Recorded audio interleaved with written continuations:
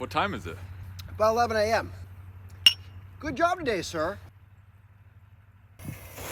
Woo! We're gonna show you how to annihilate your waste. Woo! Okay. Oh shit. Oh shit. Okay, let's. I'm gonna pull the truck further out of the way. For sure. What's up, you guys? Hugh Carnahan, the Kaizen man here. I want to introduce you Mr. Dane. He is a new process engineer that was brought on to help us be billionaires. Essentially. We're gonna be billionaires. You heard it here first. With that, we're gonna be doing a series called the 8 Wastes Stories, and it's to apply Paul Akers' 2-second lean, the 8 waste story, to normal crap that we see around us. Speaking of crap, Hugh, what am I looking at? this is a pile of fucking bullshit. And where did this pile of bullshit come from? These bullshit cabinets over there. And it's only because we are trying to apply 2-second lean principles to our home office and our workstations, and we've found that we have 25 years of clutter based off of old business deeds and everything that were found in these drawers from a company that Hugh's parents founded. So our main goal today was to clean this area out so we can use it as a recording studio to make better content for y'all, the viewers. All 200 of you. Woo! What we found was this literally is dated 1996. This top one here. And this 1996 paperwork has been stuffed in these drawers, and it's literally the prime real estate of the entire room has been consumed by paperwork that does not matter. And so we're getting rid of it. And in the middle of that, we found it a huge lumberous pain in our what? our process. Our process. That's correct. Big pain in our process. And what we found is that something that is as simple as tackling within 30 minutes during 3S time is now taking us over an hour to figure out because of a breakdown in our process. Well, but Dane, we're not in manufacturing. You're an office worker that's doing real estate. None of this should apply to you, right? Most of the time we get bogged down doing what? Other crap instead of doing our jobs because of inefficient processes. So what you're saying is you're having to deal with this and it's a waste of your genius. Yeah. I hired you to do real estate stuff, Yeah. but here we are dealing with bullcrap. And that's actually what's likely going on in your company. If you're watching this at work, look at the desk around you. Is it full of stuff? When was the last time you touched anything in the dark corners of your desk? There's likely 5 things in your area you actually use, and everything else is clutter in your space in life. So with that, the 8 waste story, let's get into that.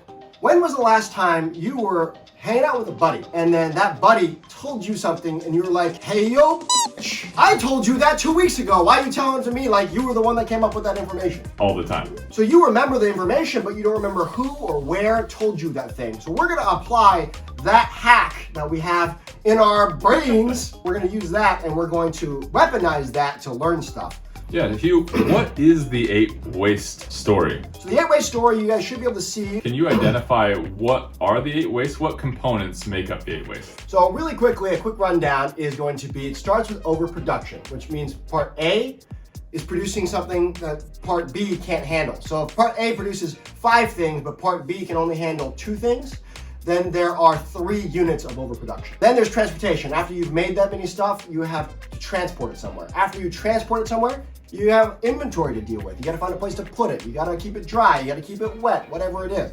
Then you could have defects is the next waste, because you don't even know if the inventory is any good, right? Until you actually get to it and use it. And if you have defects in it, you have to over-process to fix them, which we're gonna get into right here with this defect waste. All right, with the over-processing, there's the humans involved. How far did someone have to walk? How far did you have to bend? If you're in an office space, how many emails did you have to type and send? How many times you had to walk over to the mailbox? It's gonna be waiting.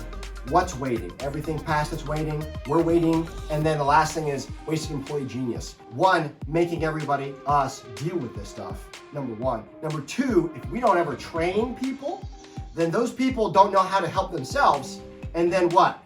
Just work faster, Dane!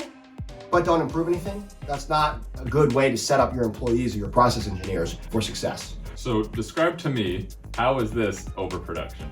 I'm glad you asked, Dane. This is overproduction because we could only hold 1 or 2 files at once, right? At maximum, we have a few handfuls of stuff that we could pull out of the drawers. Well, it's overproduction because we had to stop and go and stop and go, and we have too many files to deal with, so we have now led to the next thing, transportation. All right, so we had to open these, and then we had to reach in and actually physically pull the paperwork out, and the paperwork moving is transportation. Transportation is an item moving. Then we had inventory to deal with. I'm not sure if you guys noticed. And then what's gonna happen is we have to deal with the inventory. Well, because we've stacked this up, now we have a process defect. What is the process defect, Dan? Process defect is you can't effectively move this. I can't come down and pick this up. It's heavy, it's awkward, papers can spill, it creates a bigger mess. Now we have to fix this defect that we made because we had inventory, and that's called overprocessing. So what kind of overprocessing we're gonna have to do to deal with this that we created ourselves?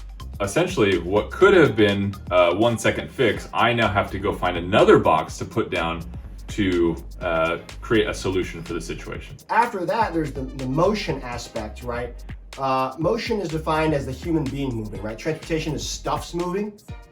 Motion's things moving. Tell us about the motion involved in the whole gamut. So the main goal was to take this burn pile 200 meters down the hill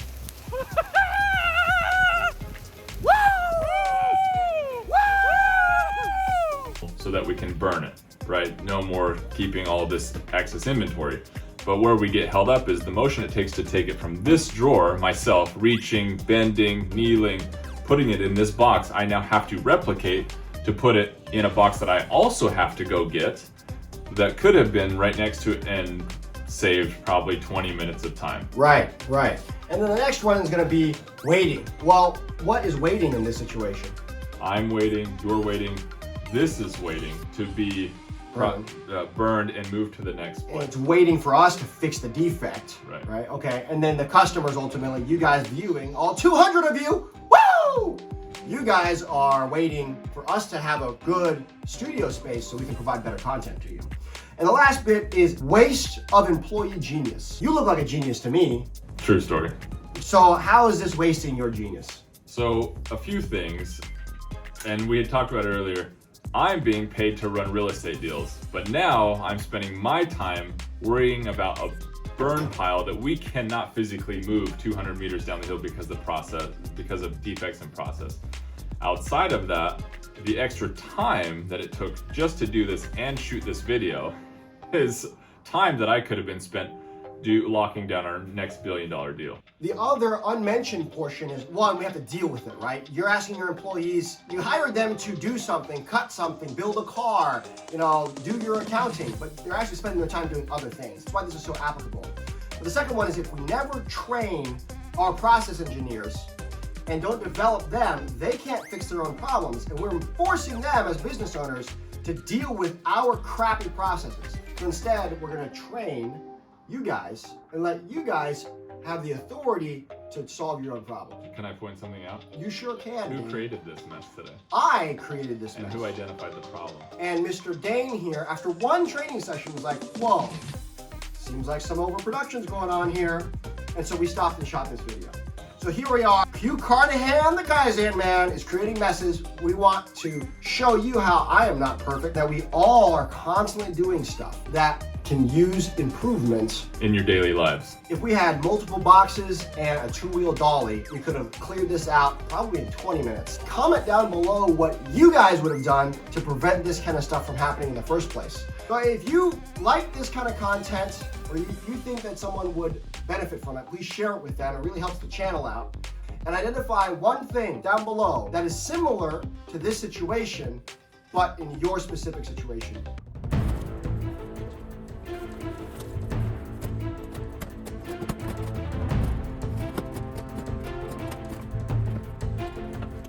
Hugh, what's in the back of this truck?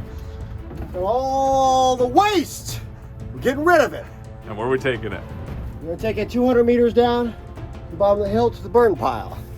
So Where the hell are we going? we're going to annihilate our waste.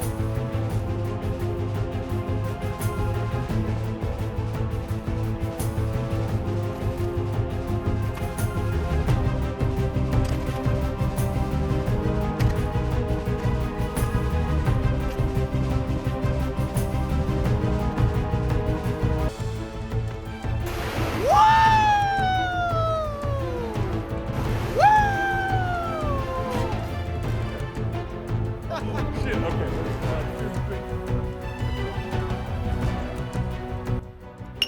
Good job today, sir. A good Wednesday.